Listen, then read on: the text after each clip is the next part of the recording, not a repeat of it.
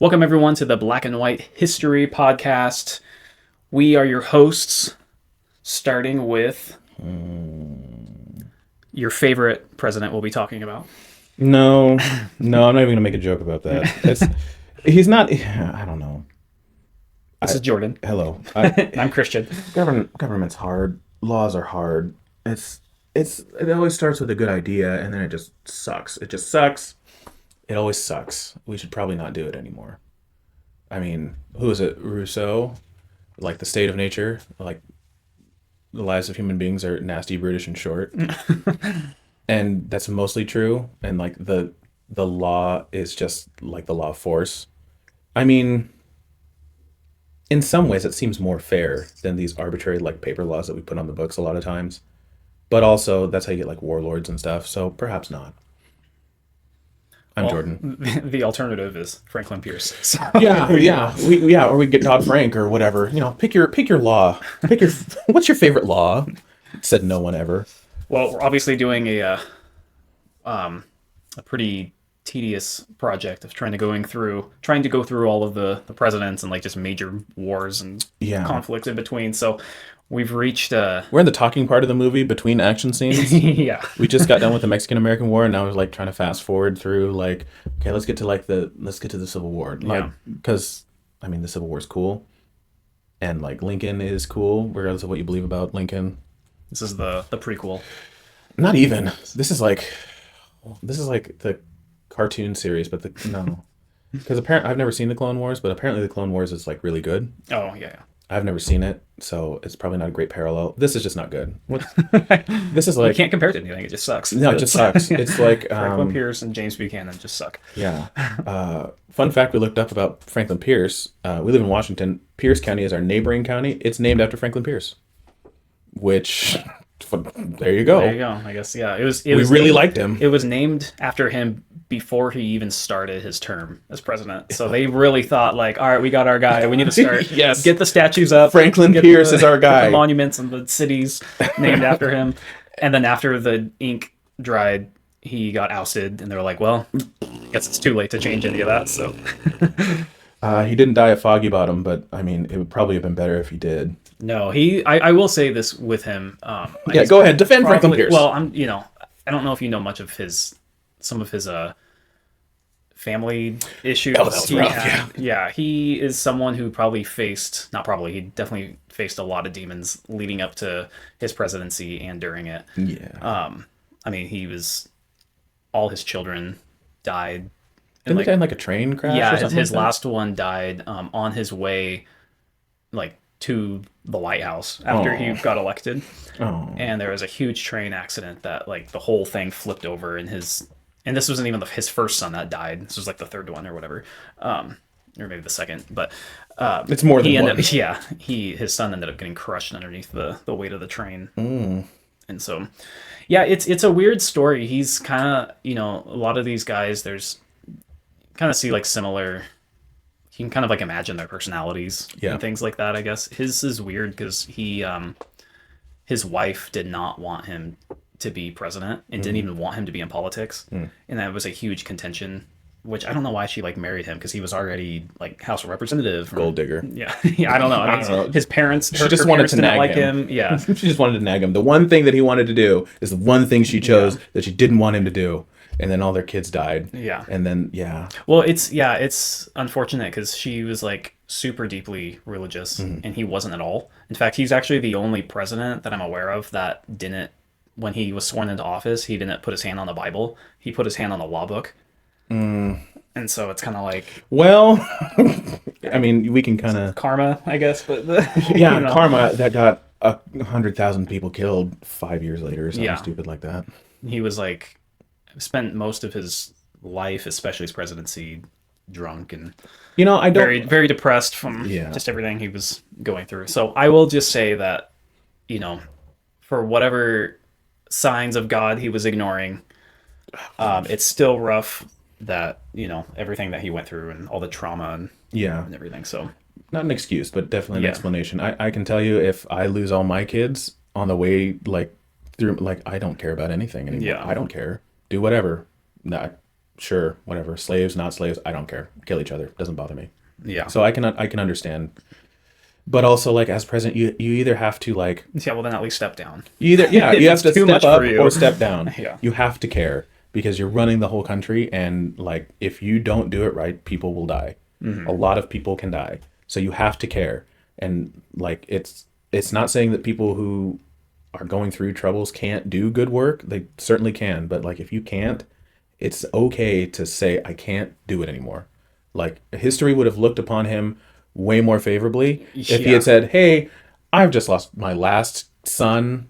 My life's in a shambles. I can't do it anymore." If he had Nixoned and said, "I'm leaving," like history would have looked more favorably on him. I mean, he already had a county named after him. I mean, that's pretty good. Right, yeah. Just take that W, go home. But he didn't. Yeah, the only thing I really have about Pierce is the Kansas-Nebraska Act. I don't know if you had anything else. Yeah, I mean, he's kind of someone who, so he's from New Hampshire. I think he's like maybe the only New Hampshire president. I don't really know. First and last. Yeah. Kind of, we had Zachary Taylor a little bit ago, who was like, that kind of old school, no, he's a general, therefore he should be president kind of thing. And now we're kind of back to like climbing the ladder of politics. He was a House of Representatives member and, just kind of climbing the ranks basically. And then politics his way to trying to being the answer to the huge contention of slavery basically. I don't know what his plan was though. Yeah, I mean, he's kind of like the like I mentioned before, he's a Northern Democrat. So just like with Zachary Taylor, who was a Southern Whig, it's kind of that whole, they keep trying to think that this is going to work. If we get a Southern guy who lives in the North, you get the best of both worlds. You get the more kind of federalist, like, yay, roads and institutions and like things like that. But also, he's not just going to like take all our slaves away. He would never do that. Yeah, and so... but obviously it just doesn't work. And it's, at this point, slavery is too big. And we've talked about it throughout the podcasts that we've done. Like slavery is a massive economic driver for the country. It's from basically from the beginning. It's been a major economic driver, and it is such an explosive issue because if you abolish slavery, you cripple the country's economy, and then we all starve. For maybe the country isn't disintegrated like economically, but it's not going to be good. But at the same time, in equal, perhaps even greater measure, slavery is a moral evil thing. We can't do it anymore. It's not good. And it's hard too because even people who didn't believe we should have slaves didn't like black people, didn't want black people in America. Most of them were just like, oh, just set them free, pick them up, and put them back. Yeah. We don't want them around. So, the best case scenario is someone doesn't like black people and doesn't want them to be around, but doesn't want them to be slaves, at least in America. Whatever happens to you over there, because, you were enslaved over there and then got sold from there to here. So, it probably would suck for you when you went back to West Africa, but that's not our problem. You're not over here and you're not a slave. Congratulations. Have fun. The best case scenario. And, I mean... there were some people who wanted full integration, who saw black people as equal humans. I think it's mostly the Christian people who were like, no, we're all made equal under God. You can't. Yeah. So because of that, you can't make them slaves, and they also are citizens. They are just as much people as we are. So you can't restrict them in that way. So that was a minority position, but it was still a vocal minority. Yeah, I mean, you always have to view things not to make it an excuse, but it is important to view it through the men of their time kind of thing. And so even though it's wow, they were really progressive for the time, they'd be like, if they were plopped in today, still and sat here, I'd be like, you're kind of being pretty prejudiced right now. You're not a good person. Yeah. It's I'm a way better person than everyone else who was around me in 1853. Yeah. So it is a grain of salt. It is a person of their time. But yeah, the Kansas-Nebraska Act. We're just jumping right. That's the only thing. We kind of talked about it in the last episode, but the Kansas and Nebraska Act, they created the Kansas and Nebraska territories, and really. Well, real quick, I guess in case anyone didn't watch the last episode. Yeah. Super quick recap of the 1850 compromise. Oh, me? Or I can do. I don't know. Please, no, you teed it up. Go ahead. I mean, yeah, basically you have getting rid of the Missouri Compromise, where it's like, okay, your turn state, okay, next state, okay, your turn state, where it's free state, slave state, back and forth. Now it's like, hey, Henry Dick Cheney Clay says, hey, why don't we just let the states decide? Yeah. Give it back to the states instead of, and then it creates this huge, there's other things in the compromise. Go listen to that episode if you want to know more about that, like the Fugitive Slave Act and just Millard Fillmore and Good old Millie. Millard and Friends, basically. Millard and Co. Yeah. And so now we're getting rid of that from James Monroe, and now we're just going to let the states decide, and it causes this huge rally of really aggressive and violent lobbying where you have all these people who are like, well, we want this state to be a slave state because we don't want it to counterbalance it and we'll lose power. So let's all just move over to what would be Kansas. And then at the same time, to counteract that, you have Northerners saying, whoa, well, we don't want to be in the minority. So then they all move down and it ends up being a huge bloody mess. Yeah. As it's called, Bleeding Kansas. Yeah, literally. So yeah, the Kansas-Nebraska Act, and then Kansas-Nebraska Act, and then the concept of popular sovereignty, which Kansas and Nebraska were territories. Right, they were the two to become states. Yes. And it was like at the same time. At the same time. Yes. So instead of like with Polk, where because with Polk you had Texas is going to be a slave state, but Oregon Territory will be a free state. Now we're adding two states, and we're saying basically a gold rush, but for slaves.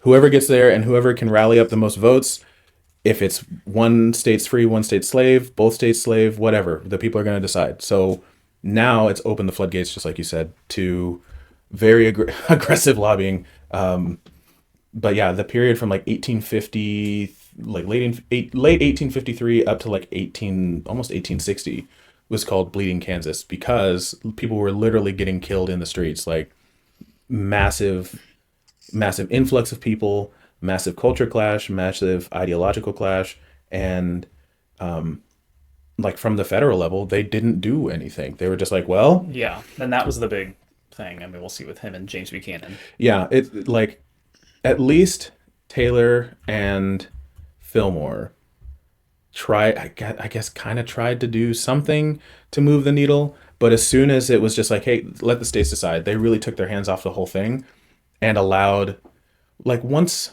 the government is supposed to have $10 doctor word, a monopoly on force. So people, if you and I have a conflict, we're not allowed to fist fight. Well, in Washington, it's mutual combat. So if we decide to fist fight, we can, and it's not illegal. But generally, if I have a problem with you, I can't just fist fight you and then solve the problem. The government is the only one who, for better or for worse, is the only one who can come in, use force, arrest people. The courts can make judgments about who's right and who's wrong. So individual people don't get into these blood feuds forever, like Hatfields and McCoys, just blood feuds about stuff that is tainted with our own personal biases and opinions and viewpoints on it. Like, the government is supposed to be impartial, and they're the only ones who can use force against people. Everyone else is just supposed to live amongst each other, and if you have a problem, bring it to the government. This is a breakdown of that. The feds say, you guys go fist fight and figure it out. Yeah. And then they do, and it just doesn't stop. And I mean, it's like a mini civil war, honestly, with just people on the ground literally beheading people because they can't. I mean, it's so illegal to kill people, but like the fact that the ground was laid so that such a fight could happen is a failure of governance. Well, and also, I don't know what all the legal terms with it, but it's like, Jefferson had made the like the Insurrection Act, and so it's like that gives the government its job to like restore order. So there really is no excuse. No, and so it's like, it's not like it's a states thing. We're just trying to, Sorry guys, I guess you'll have it's to. like that was set up for something like this to happen, basically. And like, yeah, I think the difficult part was like the people weren't rebelling against the government; they were rebelling against each other. Yeah, the government. I guess. The government created a circumstance by which they could kind of like wash their hands of the whole thing, just like you said. Oh, it's a state's thing, so you, the people, have to work out what the state is going to do. So if the state doesn't have a law about it, and we're trying to figure out what the law is, like, yes, it's an insurrection, but you're not. But the whole point of insurrection is people are trying to overthrow the government or violating a government policy. Well, there is no government policy. We're trying to figure that out. So it's not illegal for you and I to disagree. It's illegal for me to kill you. But like if if there's 10,000 of us fighting in the streets, like now we're just arresting people for like assault and battery. We're not arresting people for inciting a riot against the government. So the feds can't, like, if you're following the letter of the law, which is kind of the downfall of this president and the next one. Well, we're just going to follow the law, and the law says this, and so I guess our hands are tied. And that's kind of where Lincoln stepped up and said, okay, I don't care what the law says. We're doing what's right, which you can have opinions on that, but we kind of have seen for these past 3-4 presidents now, just following the law doesn't solve this massive issue that is both legal and moral. Like, you cannot legislate. Laws are an attempt to legislate morality by saying, if you do this thing, we as a society think it's bad, so you'll be punished for it. But it doesn't stop people from believing things that the government would prefer you not believe. But the government's also not supposed to get into what you believe. Like, you're allowed to believe whatever. You're just not allowed to do X, Y, Z. Now, slavery is at its core a moral issue. Are these people actually people? They look and walk and talk like us, but they're not even people. They're property. Right. That's the legal definition. So, like, it's all under in the Fifth Amendment. Basically, is still, no person, but they're not considered a person. So, Fourth Amendment or Fourth Amendment. Rather. Yeah. You are secure from government search and seizure. So the government can't come in and take your property. They can't unless they have a court order to do so. I think I said Fifth Amendment like 6 times in the last episode. So you did. I don't know. And it Thanks for waiting to correct it made my brain itch, but I was just going to let you know. I know what you meant. I know what you mean. Yeah, Fifth Amendment is the right against self-incrimination. So, like, if you plead the Fifth, right, you can't testify against. You can't be compelled to testify against yourself. So, which black people didn't have that one either. Okay, so whatever. So technically, you're right. There you go. But yeah, it was a complete failure of government under the guise of like states' rights, because we expect the government to prevent things like this. It is sticky and it is difficult when it's an issue that is just outside of government jurisdiction, because it's like, well, you're not allowed to fight about this ideological issue. Well, that's the whole point, is that we're allowed to argue about this ideological issue. But this isn't just like a regional one. This is a nationwide one. We kind of can't hash it out on the street. Like, at this point, we're just not going to agree on it. Too much of our livelihood is built on this issue. Like, even if I agree with, there are plenty of people who are like, yeah, slavery is probably not good, but we're not going to abolish it because it would cost way too much. Like, that's, yeah, I don't know. It was a failure of government. It's interesting because I guess I'll back up a little bit. Looking at the Electoral College and stuff of the election itself. So Franklin Pierce. Everyone really liked Frank. It's, yeah, okay, so here's the... That's why I got a county named after him. So Winfield Scott is pretty much blown out completely, to say the least. But he's kind of, the whole... Same with, like, Zachary Taylor of, the non-politician who's, the general who wants to take over. And it's like, all right, we already tried to do that. We actually need a politician now. Yeah. Which I guess you can't completely blame him because, he died like before he was even halfway done with his term. Yeah. But I guess it goes to show, because it's like, that's, again, it's not just the southern states clearly are. I mean, you even got the newly freed state of California still voting for Pierce, and they were never even a slave state. It was they were never going to be a slave state.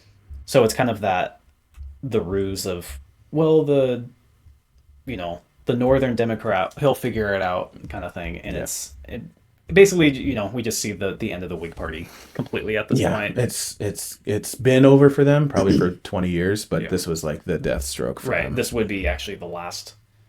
Yeah, this would be the last Whig presidential campaign, I guess. Yeah. So, Willie, you did good during the Mexican War, and you stood by America's side, but you picked the wrong horse on this. Yeah. Sorry, Winnie. What else do you have for? I mean, that's basically for Pierce. Yeah, I mean, there's obviously that's kind of what his legacy is. Yeah. Is of bleeding Kansas. Yeah. And like I said, all the internal things going on. I know that he also, the border we have now with like Arizona and stuff. So when we did the Mexican War, if you look at the border on there, it's kind of like, well, it does look a little different. Like part of Arizona and stuff isn't quite there, and so he kind of like there was still some contentions on where exactly the border would be. So it's like even a decade after the war was over, it was still like still some but just this little right, but still just this some loopholes that needed to get fleshed out. Yeah, so, didn't he like or tied up, I guess. Didn't he like buy that for a transcontinental railroad? Yeah, so there's a whole railroad. Ironic. Yeah, well, yeah, and that's a He just loved trains. yeah. You took my son. Trains. That's sad. That's very sad. That's tragic. But again, that's like a northern like building railroads and building. So it's like that'll solve he's it. Trying to like do as best he can to get some Chinese in here. Yeah, right. Come on. Hey, look at these guys. Can we not talk about slavery anymore? No, we're talking about slavery. All right. He does also try to expand a lot of U.S. influence down south. There's a bunch of stuff which will be kind of a big deal about 40 years after this point with Cuba and Spain and everything. And so they have a big, well, what will be like a revolution here a few decades from now. Spoiler. But so he tries to like get involved with foreign policy stuff in that regard. And, obviously it's kind of like, how far do you keep expanding? Like we've now made it to the end of to the other ocean. So it's kind of like, all right, well, what else we got? How about this little, this little island off the coast? Right. Like, guys, we're killing each other in Kansas. Can we not talk about an island that's not even ours? No, I would rather talk about that. Can we bring back the railroads again? No, we're doing slavery. We're talking about slavery. And it's just, he was sad. He had a rough time. He was in a really difficult point in American history. There's not much, kind of with the Kansas-Nebraska Act and popular sovereignty, like the feds had spoken on what they were willing to do and what they were willing to accept. And without like a massive, like he just didn't have the votes for it. He could not have said, no, we're going to do this. Like he didn't have, it's like an inertia thing. We're way too far out here. And so trying to lift from back here as one person, like it would take a special kind of person to do that. And he wasn't that guy, and he didn't have the strength for it. And I don't think that was ever his intention either. I think he was kind of a lame duck from the beginning, like emotionally. Yeah. So again, not an excuse, but it is an explanation. Yeah, I think he hit the bottle a little too much. That'll do it. That'll do it. I think of these 4 failures of presidents, I think his failness is more. You're the most sympathetic. I'm the most sympathetic to his plight, because he was smack dab in the middle, and like at the tail end of his presidency, like the ruling hadn't come out yet, but it was like being litigated in like 1856, the Dred Scott versus Sanford case. Yeah. But it's not actually officially settled until Buchanan becomes president. Okay. In 57. So, anything else on Pierce? Yeah. Do we want to get into that before we get into Buchanan? Yeah, Dred Scott. So, Dred, not Dread. Dred Scott was a slave who made it to a free state and lived there for a while, but then he was captured and all that stuff.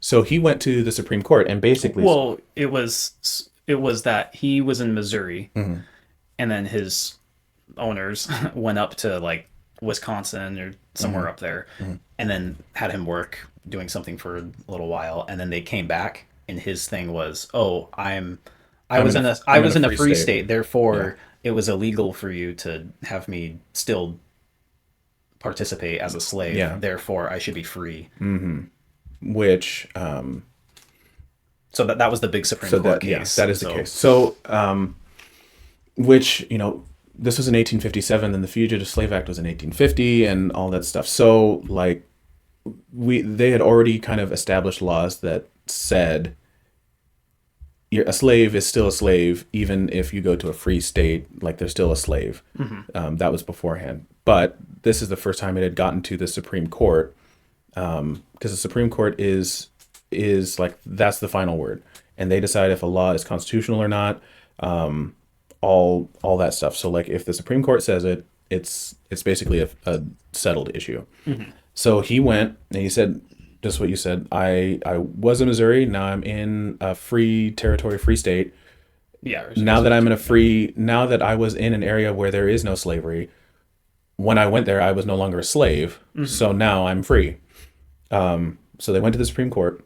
They had their trial, or they're basically Supreme Court doesn't work like a trial court. You sort of give your argument and then they decide. Yeah. And the Supreme Court said that black people are not citizens. And then because you're not a citizen, you don't have the right to sue in court. And furthermore, Congress cannot ban slavery anywhere. So it made the Missouri Compromise unconstitutional. So that means basically slavery is legal everywhere. That's federal law. So you can't make a law that contradicts federal law.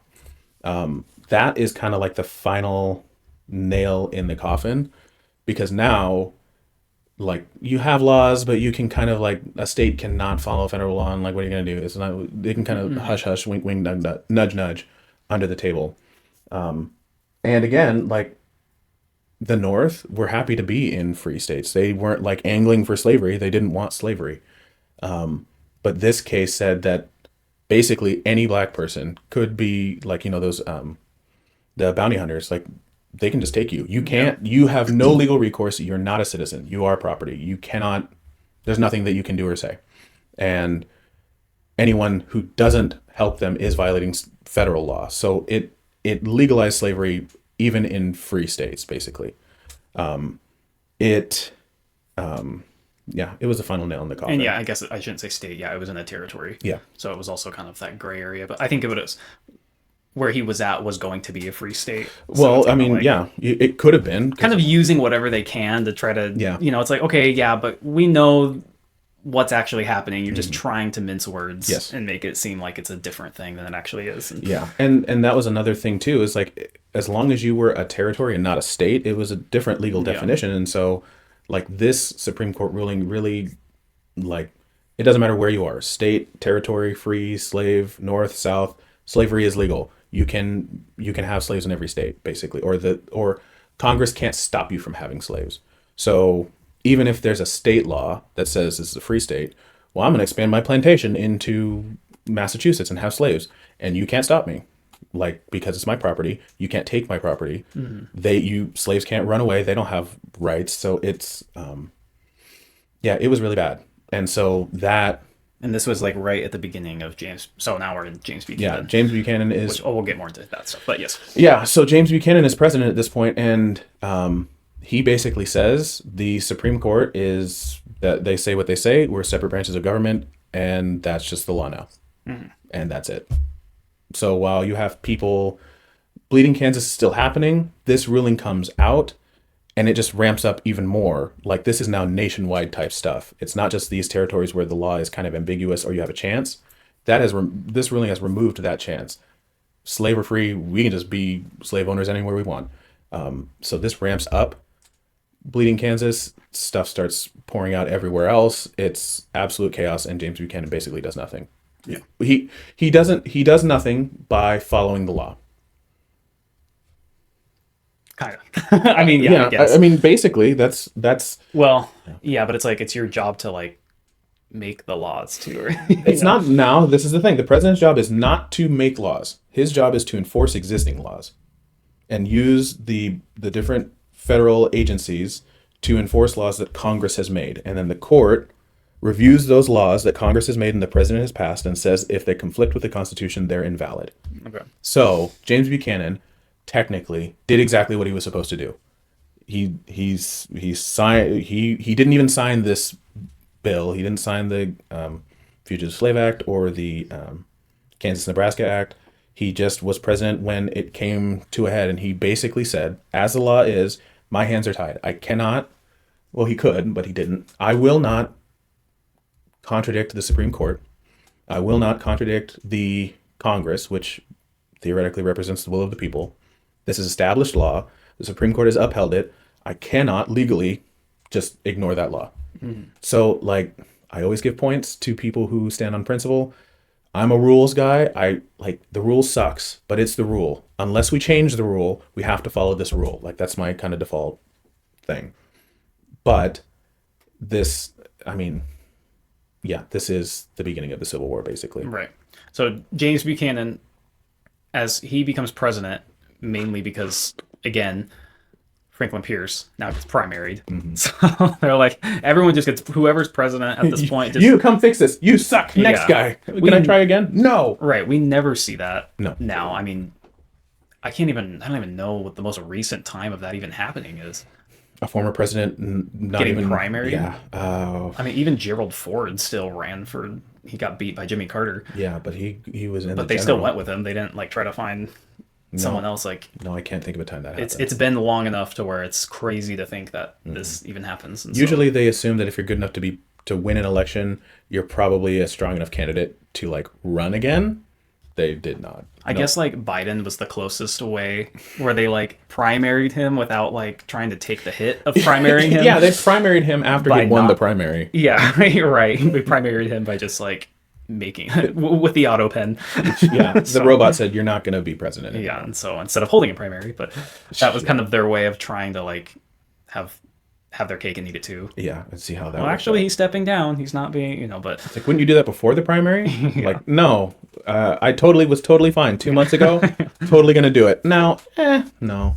But again, to be ideologically, intellectually consistent, we just said if not Buchanan, who was before Buchanan, we just talked about Pierce. If Pierce had said, "I'm not in a state," but he'd already won the general election at that point. So if he's like, "I'm not in a state to run this, to be the president, I'm going to step down," I would respect that. The difference here is, like, and we're kind of getting into it, but I'm just giving my opinion. Like, what was even the reason why Biden, who won the primary, and then before the general election, stepped down? It was because, like, what was even the reason that they said? It was that he thought Kamala had a better chance of winning, or that he wasn't. They never said that he wasn't fit to be president anymore. So otherwise, he would have to 25th Amendment him or whatever. Then he just wouldn't be president anymore. Yeah. If you're not fit to be president, it was a very strange thing, because if you're not fit to be president, as you're already president, then you stop being president, your vice president becomes president, and then we move on from there. Like, then we have our primary and our general election, and we do the whole election thing. But we already had the primary, which means that the party decided that you are the best candidate of the Democrats to run and win the next election. But then you drop out because your vice president would be a better president than you are. Then why would you run in the primary? Yeah.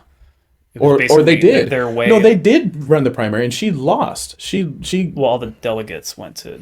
Yeah, like she was in the primary, and she did not win the primary. He won the primary. It wasn't like a virtual primary or something. Well, technically it wasn't, because no one got to vote for. Or like, didn't all his? It was all the delegates. All the his. That's what I'm saying. Oh, okay. They just backed her and skipped the primary. Oh process. yeah. So yes, that was the thing. The people didn't get to vote to inform the delegates who they wanted as candidate. The delegates just got to vote.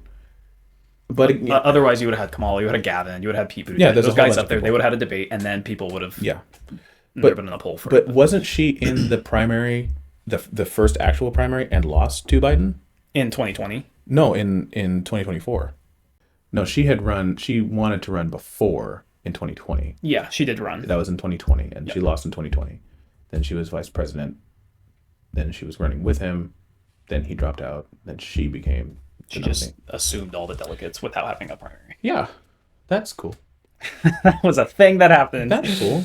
I'm trying to think of like the nearest parallel, and that would just be like when that was the first time. That was the first time the first time that it happened. I was trying to think of like when the president died in office, and then the vice president just became president. But that was not close because they had already voted on that ticket. Mm-hmm. They had already been nominated. Right. They'd won the general, and then it's just like an internal thing.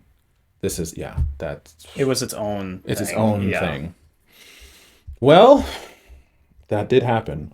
I had almost forgotten that happened. I knew that it was like under auspicious circumstances, but yeah, I don't even remember my initial point with that. Yeah. So James Buchanan. Yes, he followed the law. That was my point. My point was that he did what the law and the Constitution said he could do, which was nothing. But it wasn't the right thing to do. And him doing nothing led to, like, I should have done more research on the Supreme Court too, because a lot of policies all throughout the Supreme Court, because the Supreme Court justices are there for life. They serve life terms. and they are nominated by the president and they are confirmed by the Senate. So if someone like 30 years ago was appointed to the Supreme Court and now they're facing this crazy issue, like they never had to run for election. They're supposed to be nonpartisan. They just interpret the law, basically. They're just they're judges. And so like putting someone like someone becomes a Supreme Court justice in 1820, and now in 1860 they're presented with this slavery issue. Like, again, men of their time who aren't politicians, they're not supposed to be politicians. They have their own motivations and ways to interpret the laws that are, it's a double-edged sword. You don't want Supreme Court justices to be swayed by current public opinion, because current public opinion is not what the law is. But also you need to like kind of read the room a little bit and see, like, if I say this, we're going to have a war. So maybe don't say anything. Like oftentimes, the best thing to say in a given tense situation is nothing. But they said, nope, slaves are allowed everywhere. The end, goodbye. Yeah. What legally, I think legally that was probably the right call, because Congress had made a patchwork of laws that said like it's legal here but not here, but now states can decide. Like there wasn't an overarching federal law about slavery, which meant that you could do it. So I don't know. That's a difficult one. There's also a thing called legislating from the bench, which is kind of what they did. Is I interpret this law to be unconstitutional, meaning that the opposite is now true. So by saying you can't flip-flop back and forth, or black people aren't citizens, you have effectively allowed slavery everywhere, like by allowing the inverse. It's a sticky legal question. I can't say legally they made the wrong choice. And I know for sure Buchanan legally, constitutionally did the right thing by not just ignoring the Supreme Court. It was not the proper moral thing, obviously, but if you're a rule follower, which is generally what you want the president to be, otherwise, what's the point of having laws if you can just not do them? Well, is there, at this point, were states like seceding? They were threatening to secede. They hadn't formally seceded yet, but secession was a threat for every single president. Yeah. Basically from Polk onwards. Like, we're just going to secede. They had kind of seen, and again, you have to think of the country. Like, the country is very big. It's rapidly expanded in 40 years, in 10 years, 15 years now, like doubled in size.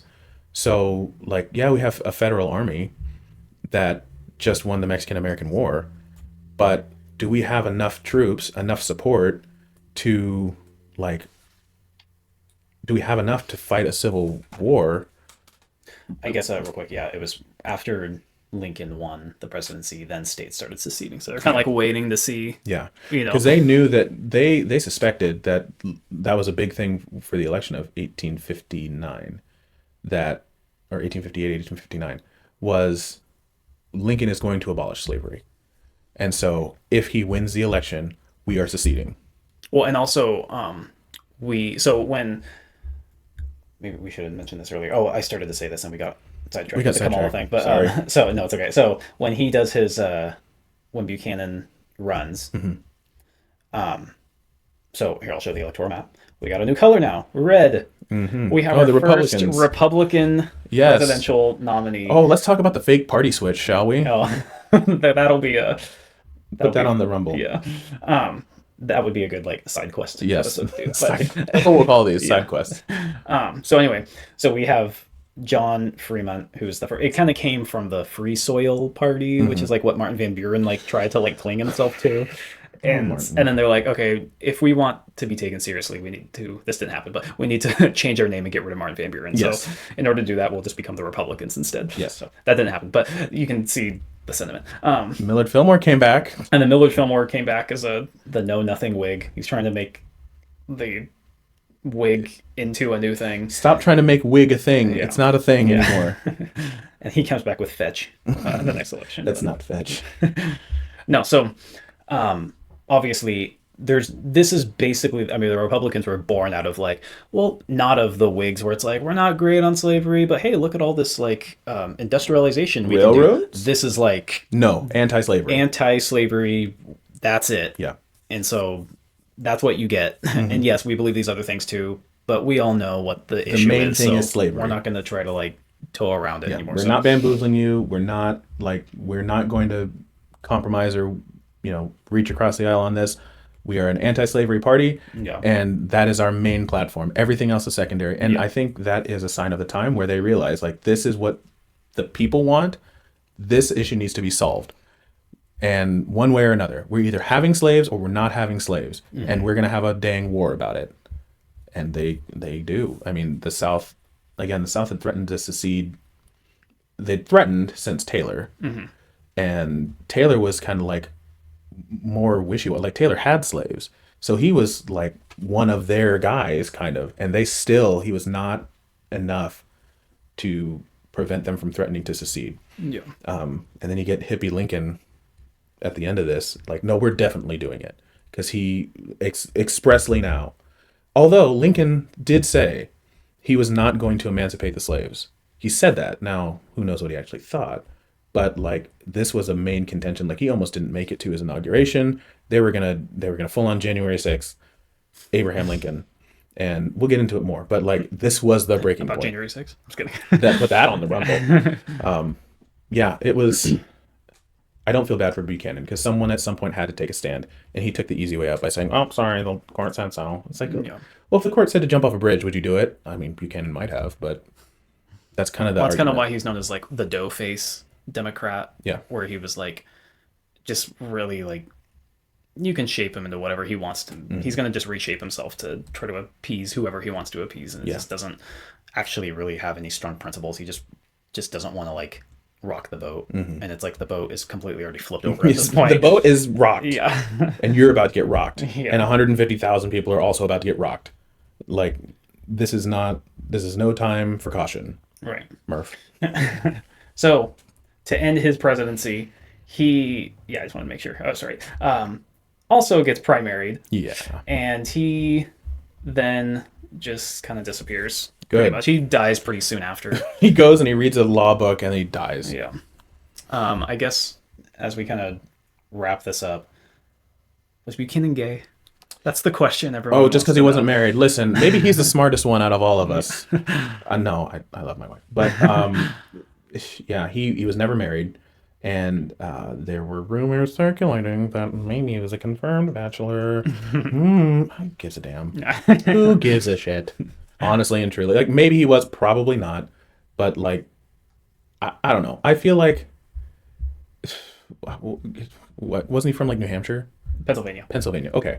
So you work your way up through the Pennsylvania legislature, you get to the presidency. Like, you have to know a lot of people have to know about you.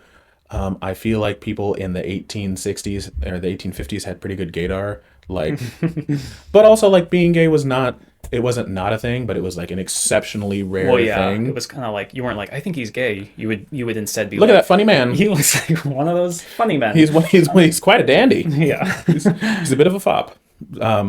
Yeah, so like, maybe he just thought girls were icky, and who's to say he's wrong on that? Yeah. So He was married briefly, and he was widowed and never remarried. That was when he was super young.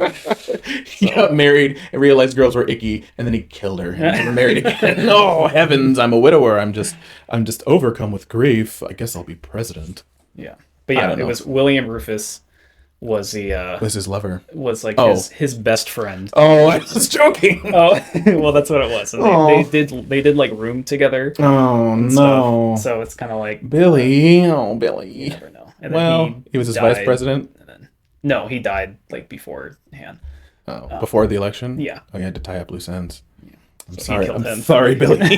They can't find out about us, Billy. I'm gonna be president. Sorry, guys. You have to be slaves. So of course, I wanted to bring the most important part. This last. is the most important part of this presidency. Yeah, I mean, honestly, I don't know. It seems like a junior high thing. What, you don't have a girlfriend? Are you gay? Yeah. It's like, He did have his left earring pierced. I'm just kidding. oh, only That confirmed it. only sailors and Yeah. that's too saucy even for the Rumble. Yeah. I'll put that on Truth Social. Yeah, just truth that one out. Make the title of this one James Buchanan, gay? Question mark. Yeah. No, probably not. Who gives a damn? Okay. War pretty much covers it for what's worth talking about. So, yeah. Now we have a much more. Just gets worse after this, because then we have the most contentious election. Yeah. And if Lincoln didn't win, I don't even know. I wouldn't be here. Yeah, maybe not. Maybe not. Or this would be a very different podcast. Yeah. So anyway. Yeah. All right. Well, thank you everyone for sticking around, and make sure to like and subscribe. Sorry about the dog shit podcast. Yeah. It is what it is. So. Well, they were dog shit presidents. What do you want them to do? Yeah. But it's going to even get more interesting. Yeah. Coming up. So we'll see you next time.